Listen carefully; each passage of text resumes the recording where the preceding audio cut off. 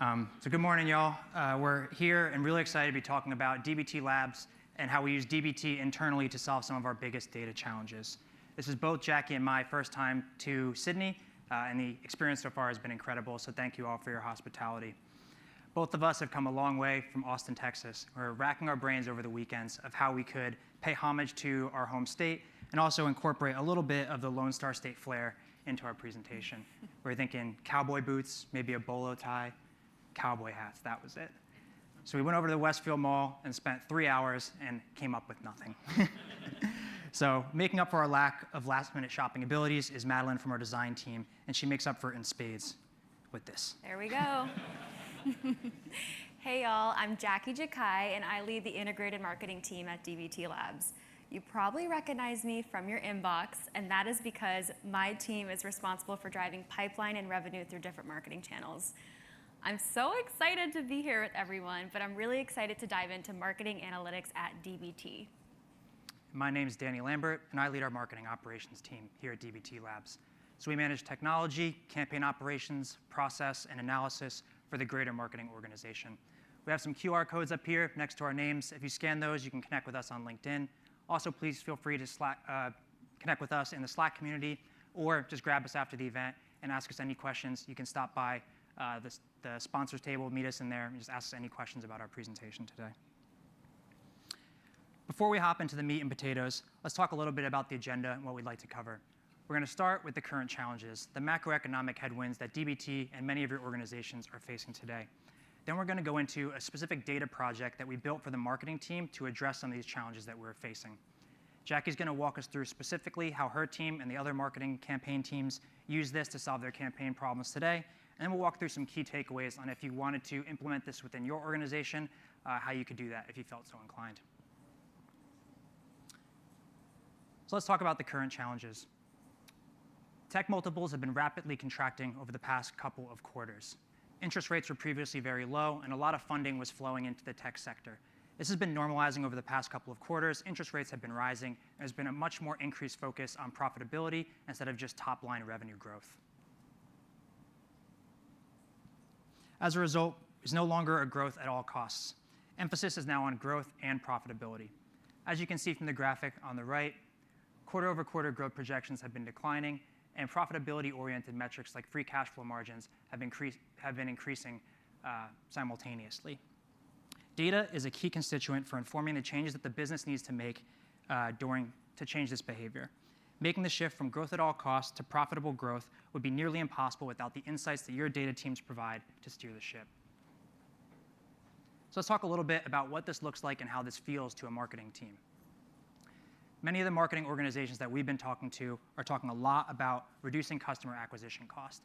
CAC payback is coming up way more often now than it was a year or a year and a half ago. All the marketing teams are working with their data counterparts to understand what campaigns and what channels are driving cost-effective growth and which aren't, so they can cut the fat. They're also focusing on increasing average contract value. So trying to understand the ideal customer profile, which accounts have the highest propensity to buy, and the higher ACV, so they can close more deals at higher dollar values and subsequently need less leads and less pipeline at the top of the funnel. They're also focusing on expansion. It's much easier for you to win business within your existing customer base than it is to drive new logos. So working with sales, data, and their marketing counterparts to understand which accounts are most primed for expansion and what marketing campaigns would help accelerate that deal cycle. And last but not least is efficiency unlocks. We're all being asked to do more with less budget and less headcount, less resources overall. How do you continue to innovate during these times and drive efficiency despite these headwinds? What does this feel like for data teams? Profitability is the new standard. Functions like finance, revenue operations, and data are typically viewed as cost centers within your organization as they don't directly drive revenue. And since they don't directly drive revenue, it's harder to get funding as budgets are squeezed. Visibility is also paramount. During a downturn, you're actually going to get a lot more questions, a lot more asks of your data team than you would when times were good, right? When growth is easy, people aren't acting with as much urgency. You're probably getting a lot more requests of, are we on pace for our revenue or pipeline targets? How are my campaigns performing? And your data team's ability to scale to meet these new demands is going to be paramount for your success. And similar to marketing or any other function in the business right now, you're all being asked to do more with less. How do you use automation? How do you generate efficiencies and gains despite these headwinds? So let's bring this full circle. How do you go from merely surviving in the face of this to thriving? We talked about profitability being the new standard. How do you go from being a cost center to a value driver? The goal here is to reduce the noise, focus on the few critical initiatives that are most closely aligned to adding value to your business, and execute with urgency. Delivering results in the face of adversity is how you can advocate for additional budget when it comes time. Visibility being paramount, how do you eliminate all the friction in your insight process? This is self-serve analytics. How do you leverage documentation, defining metrics consistently, and enabling your team to self-serve all the questions they have on a daily basis so you can focus more of your time on strategic data projects? And for efficiency unlocks, at DBT Labs, we have a value of moving up the stack. Essentially, how do you find a way to replace your current role via automation so you can focus on higher leverage activities? If you have activities in your business right now that are repetitive and not critical, you just shouldn't be doing it. If you have things that are repetitive and valuable, find a way to automate it and focus on something more high value that is going to be overall more valuable to the business. So we talked about going from a cost center to being a value driver. And this starts by taming your analytic debt. You might be asking, what is analytic debt? How does this show up in my business? Each of these are signs that there's friction in your current analytics process today. The first being inconsistent metrics. By show of hands, how many of you have had a conversation internally in your organization where the same metric has multiple definitions? Just about everyone, and I feel like everyone whose hand isn't up probably has actually had that conversation. Craziest part about this is that these often aren't secondary or tertiary metrics. These are your primary metrics like revenue, pipeline, and cost to book. That's adding a tremendous amount of friction if you don't even have alignment on the critical metrics within your business. Process opaqueness. Asking questions like, when was the last time this metric was updated? And what this means for your stakeholders is they don't know if they can go ahead and do their board reporting, leadership update, or prep for their team meetings and know that that data is up to date and reliable. And last is process bottlenecks. People asking, how much longer do I need to wait for this data the way I need it? And they're not able to operate autonomously, right? They're slacking you, they're reaching out to you an email. When's my data going to be ready? I have decisions I need to make, but I don't know how to make them. So many of you are probably already DBT customers or prospects, but for those of you who are unfamiliar, I want to talk a little bit about how DBT facilitates cutting that analytic debt. DBT helps shift from an expectation of waiting to an expectation of knowing, and trusting that the answer to every data question you have will be answered the same way, regardless of who asks or who answers it. If you're on your modern data stack journey and you have a cloud data warehouse, you essentially need two tools, something for ingestion to extract and load that data into your warehouse, and transformation, i.e. what DBT does.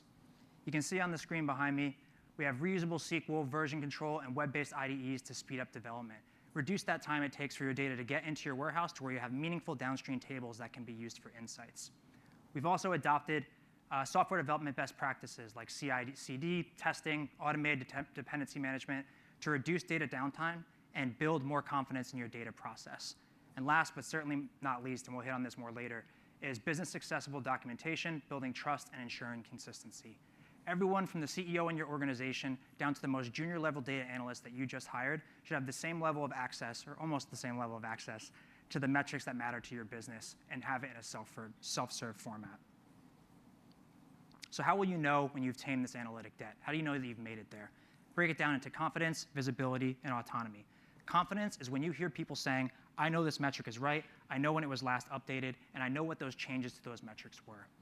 Visibility is them saying, I know that my data is fresh because I can see the last time it ran, and I can see that none of the jobs failed. And autonomy is kind of the holy grail, is when people see those metrics and they need to make an adjustment for themselves, they feel empowered. They can go into the IDE, they can make the change themselves, they can submit a pull request to your data team, and as a data team, you're just approving those versus having to do that entire cycle. Anyone who knows SQL can edit the underlying business logic, and data leaders just maintain governance. I'm going to pass it over to Jackie to talk a little bit about the challenges we're facing in marketing and the data products that we built to solve it. Thank you. Can we switch sides, actually? Yeah. Cool. All right, y'all. My first question is, who's been to Texas? Show of hands. Okay, that's actually more than I thought. Yeah, Longhorns. I love that. Okay, let me work this thing. So as I said earlier, I now lead a team, but it has not always been that way. So when I joined DBT 2 years ago, I was the second revenue marketer on the team. and the first person to ever run a campaign. I don't know if there's any OGs in here, but there was a DBT 101 about 2 years ago, and that was the first campaign we ever ran. So when I found out that we had a data team to help the marketing side of the house, I was stoked. Never had that before. They were not so happy because I was in their DMs all the time asking question when it was just me. Now the revenue marketing team is 10 people, and the questions are just coming in even more, and they're all so similar because campaigns and people have ramped significantly. So as you can see, here's like a few questions that they get on a regular basis. How many pipeline opportunities has my campaign drove? Which of these leads from my event have been followed up with? How many contacts from this campaign came from paid media? And this is from all functional areas on the marketing team. So our desired solution was to build a self-serve analytics dashboard that solves all of our asks. The goal was to be able to track results before, during, and after campaigns without really having to interact with the data or ops team. What we wanted was data-driven marketing ROI. Boom. Okay, so let's get into this. What does that mean exactly? We were looking to solve empowerment of marketers. I wanted to be able to do this myself without having the same technical skills that our data team has. We wanted to reduce dependency of the ops and data teams. They are super busy, so we didn't want to have to go to them with every single ask. We wanted to free up both of our time so we can work on higher level initiatives. And last but not least, improved data accuracy and consistency.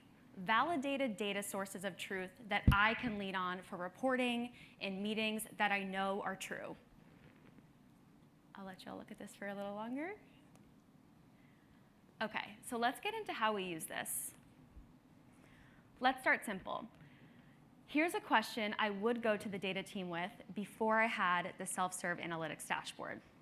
Hey, I want to see how many campaigns I ran last quarter and what the results were. With a quick click, I can type in my name and I can see, cool, I ran 47 campaigns last quarter. I can even type in my name and my team's name if I want a more holistic view on performance.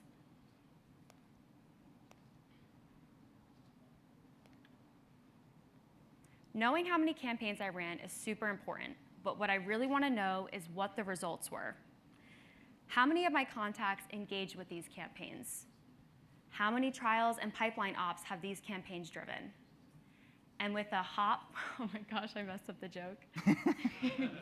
It was a good kangaroo joke. Wait, let me try to say it. And with the hop, wait, what was it? 2 hops of a kangaroo. Dang, I've been practicing that all night. And with 2 hops of a kangaroo, you can get all the results. I'm glad y'all laughed. I don't know if you're laughing at me or at the joke, but either way. So within 2 hops of a kangaroo, you can type in all of this information, see my name, and you can see that I have driven about 7,000 engaged contacts, 551 DBT cloud trials, and the real moneymaker, 27 pre-sourced pipelines. I will say these numbers have been manipulated for the presentation. So oftentimes my manager and I will want to get super specific on a metric. For example, she might say, hey Jakki, which campaigns are most effective at driving pipeline? I can easily adjust this view to see which campaigns are most effective in that particular area. For example, we can see that 0 to DBT drove the most pre-pipeline opportunities with a total of 5. This is important to me because this shows me where I should be doubling down and where I should be cutting the fat in process planning. I can even go a little bit deeper above the top line metrics and look at campaign and performance over time. Isn't this view really cool? I know y'all love it. Okay. Let's look deeper into 0 to DBT, for example. I might want to know where are the conversions coming from, how many accounts have been qualified to sales, and how many accounts have been followed up with. I can easily get this information and see that the majority of conversions came from a HubSpot email and LinkedIn paid. This gives me insight into where I should be promoting more and where I should be cutting things and using that areas for testing. On top of that, I can see we passed 42 qualified contacts to sales, and 88% of those have been followed up with.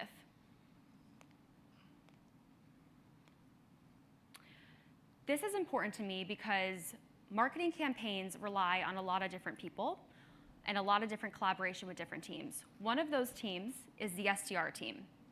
In pre-dashboard world, I would be having tedious conversations and Slack messages around leads. Have you followed up with this lead? Let's look at this report together.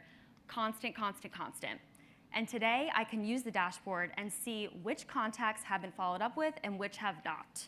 And together, we can evaluate if they were a good fit or if we need to adjust our lead score model. This is a real Slack, by the way, from 1.5 years ago. So let's bring this full circle. I am not a data person, and I did not work at a data company before DBT Labs. When I joined, I had a huge imposter syndrome, and I was super nervous and intimidated by everyone who had the wealth of knowledge of data. This dashboard has really changed my life as a marketer, as a DBT Labs employee, and as an advocate for end users to give them the best campaigns that they deserve. So checking this dashboard is now part of my regular routine, and I can be involved in strategic conversations around data. We went from discussing data accuracy to now focusing on actions and results that drive the business forward. I'm now going to pass it back to Danny so he can show you how to implement this in your organization. Thanks. Yeah.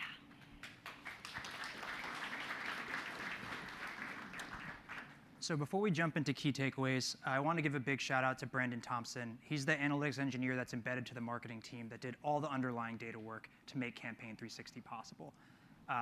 There's actually a full session in San Diego going on. I believe tomorrow he's doing 30 minutes just on the technical implementation side of this. So we've given you a lot of the narrative, and we'll cover a little bit now. But if you're interested in learning how we implement this from a technical standpoint, that recording will be available on the Coalesce website on demand. So I'm just going to cover a couple of his slides now and walk you through them to the best of my ability. But if you want to see this a little bit more granular, please go watch that recording. So how do you move from idea to insight? We prefer this three-step approach, starting with creating a measurement framework. So whatever team it is that you're supporting, in this case marketing, it's really critical to do the pre-work. This involves sitting down with them, understanding what tools they're using, understanding what data they produce, and most importantly, understanding the metrics they want to generate and creating a shared nomenclature. If you don't do the pre-work before you start writing code, you're going to end up circling back to this later on and wasting a whole bunch of sprints trying to get alignment.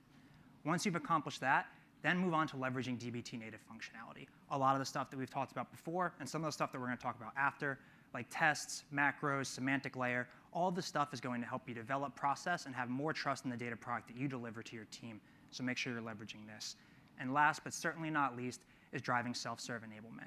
The end-all be-all is not the delivery of the product itself, it's the adoption, right? You don't want to deliver a data product that sits on the shelf and nobody uses it. So I'll give you a little bit of insight into how we drove adoption at DBT and some insights into like where we landed with the overall adoption at the end. So let's start with creating a measurement framework. This is an actual screenshot from our Campaign 360 where we use macros to parse our agreed upon marketing nomenclature in a single location. If you're not familiar with what macros are in DBT, they're essentially functions that allow you to write code once and then reuse it elsewhere. By doing so, we ensured that all the downstream models have the same logic applied. And in the future, if we need to make any changes, we can adjust it in one spot and know it'll be reflected everywhere downstream. Giving stakeholders control, but embedding guardrails to maintain data quality. That's a mouthful, but this was really important. Marketing teams and many others that you support will be constantly battling the build versus buy conversation. And a lot of the advocates for building buying a solution versus building it like the GUI-based approach, right? Like they like to be able to go in and make adjustments themselves and not have to rely on data or ops to do it, because oftentimes that's much slower than if you just buy something off the shelf. So we wanted to incorporate this when building the Campaign 360, and what you see behind us is the solution to that. We use the Notion database so that our campaign managers, when they do new channels or campaigns, like say adding LinkedIn ads or Google ads or Reddit ads or any of the below, they can come in here and manually map it. The only reason that this works, though, is because on the back end we have tests to validate that whatever they put in here won't actually break our data models downstream. And it's the perfect combination of flexibility and governance, right? Get the best of build versus buy, but you have the flexibility that you want internally to write your own business logic. Now that we've talked about nomenclature, let's talk a little bit about leveraging functionality. If you haven't used packages before, this is one of the more impactful time-saving components of building the Campaign 360. We use the Fivetran ad reporting, HubSpot, and social media reporting packages. And they will essentially get us 80% of the way there, And then we just had to add the additional 20% of business logic that's specific to DBT on top of this before we can move forward onto the next part of the Campaign 360 dashboard. Packages are also helpful from a support perspective, because as many of you know, if you've worked with ad reporting data sets, they change their data structure all the time. And then if you've built this all in-house, then it's on your data team to fix that. And packages are supported by multiple contributors, many of whom will identify these issues before you even know they're a problem. So this way, the community can help support resolving issues within the packages, and that doesn't fall on your shoulders unless you're the first person to realize it. Again, an actual example from Campaign 360. Here's our DAG down at the bottom, and you can see we essentially get the base tables directly from the package, and then we're putting very, very minimal business logic on top of this, sometimes as little as a couple lines of code, and then it's ready to join back into a fact table downstream, and this saved us many sprints during this project. DAG. The DAG is also a critical component of understanding your data model and the relationship between nodes. So important that it's on my socks. That's love. So starting from the far right of this graphic is the Campaign 360 dashboard. That's our exposure, right? I know that I can access this in our BI tool here, but very quickly your marketing and data team can say, marketing campaign mappings is a table that feeds into this Campaign 360 dashboard. But it doesn't end there. The DAG also lets you quickly trace the lineage back to any node that you want to explore and answer your questions in a self-serve format. So say I'm asking, how are my UTM source mapped to campaign and channel? Essentially the slide that we showed a couple of minutes ago where they can manually enter it themselves. They can back down through the DAG and find the Notion channel mapping node and explore it themselves and understand the underlying data that makes that up. No more Slack, no more email, no more Zoom meetings. Everyone can just answer this question themselves and then come to you with more informed questions if they still have them after they've done this exercise. And finally, we'll talk a little bit about how you can drive self-serve enablement with your data product. One of my personal favorite DBT features is documentation. In other organizations where I've worked, I felt like such a pest going to the data team and asking them to assist me with something that I knew I could answer myself if I just knew how the data was defined and where I could access it. In my previous roles, I would go to the data team and say, how do we define this metric? Because I don't know. I'd wait a little bit, they'd come back with a definition, and I'd say, oh, that's not what I need, we should adjust it in this way. Then I submit a ticket, it goes into some queue with very little visibility into when this thing will be picked up. And if sometimes it gets picked up, sometimes it doesn't, but the one thing that happened is it didn't get resolved very quickly very often. Fast forward to today, I can go into our documentation, I can find that metric myself, trace the lineage, and then when I identify how I want to change that, I go into the IDE, write the code myself, and submit a PR. Now, the data team is just approving a PR versus doing the full Monty. Another way that this has impacted us is I'm now a top 10 non-data team contributor to our internal DBT project, all because documentation exists. This is a very important piece for the marketers themselves to have trust and know that they can use this data and they don't end up pinging you at all hours in Slack. As you can see in the top right-hand corner, this is our data freshness tile. This lets all of our marketers, when they're in the dashboard, know my data was last run when and none of my jobs had failed. This is essentially the green light for them. If I see this, I know the data is good, I can proceed. If there's something wrong here, maybe I should follow up with somebody. This reduces friction and frustration caused by pulling outdated or incorrect data. So we talked about adoption. This is one of my favorite graphs that I've seen in my time here. How do you know that what your data product you've delivered is driving value for your team? This is our actual Campaign 360 usage. 94% of all usage of this dashboard is coming from non-data team members. Can you imagine a world where 94% of the asks that you're getting today from your marketing team were able to be handled in a self-serve fashion, and then you could just focus on something a little bit more high leverage or something else? This is the reality of DBT Labs campaign analytics today, now that we have the Campaign 360 dashboard. All right, I'm going to close it out. I just want to say thank you all for spending time with us today. We know that your time is valuable, and we hope that this story has inspired you to start having these conversations and implementing this in your organization today. We are here to support you, Danny, myself, the DBT Labs team, and we are going to be, hold on, cue. Find us after the session. We'll be at the booth if you want to continue this conversation, and if you have questions, or if you want to talk about the cowboy hat situation, we can go there too. But just want to say thank you all so much. Thank you.